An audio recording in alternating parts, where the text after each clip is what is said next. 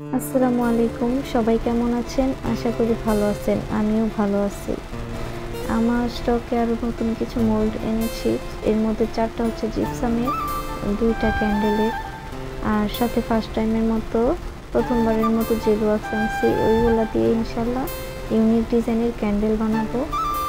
আর সাথে আমি support training ইনস্টিটিউটে এসএস প্রজেক্টে